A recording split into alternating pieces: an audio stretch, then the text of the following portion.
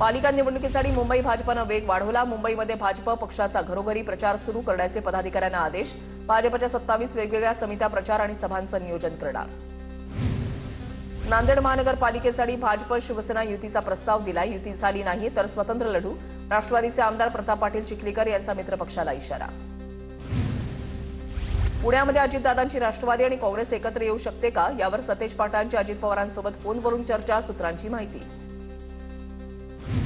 नागपुरात स्वबळावर लढण्याची भाजप कार्यकर्त्यांची मागणी। वरिष्ठ नेते माहितीमध्ये लढण्यास आग्रही। कार्यकर्त्यांची फडणवीस, गडकरी आणि बावनकुळेंच्या समोर मागणी।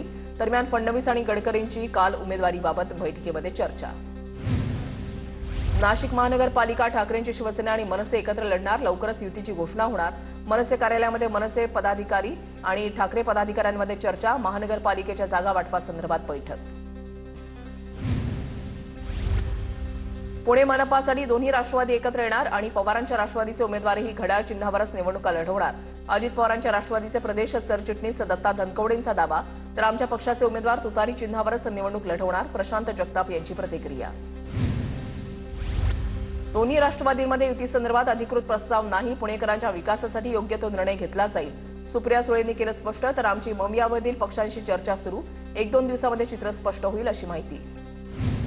राष्ट्रवादी काँग्रेसनंच वेगळं लढण्याची घोषणा माध्यमांमध्ये केली। हा निर्णय सर्वस्वी त्यांचाच। भाजप आमदार निरंजन डावकर यांची प्रतिक्रिया।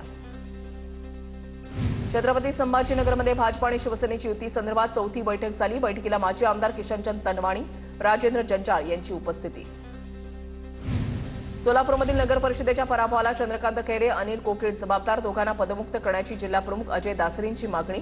जिल्हा प्रमुखाच्या आरोपामुळे ठाकरेंच्या सेनेतील वाद चव्हाट्यावर।